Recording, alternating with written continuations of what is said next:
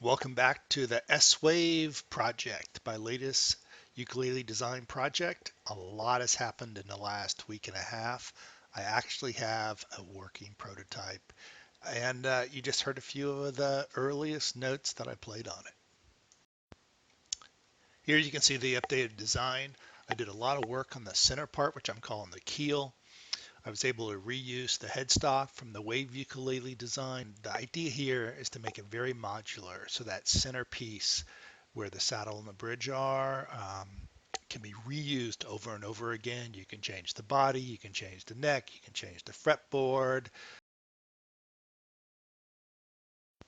Here you get a sense of its modularity and that center keel piece, which is where all the guts are.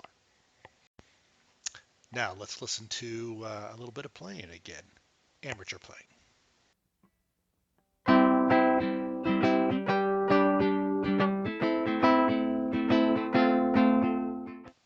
Right now I've designed this for a specific preamp that I got off Amazon, really inexpensive, just to get things started. It's time to cue the build montage.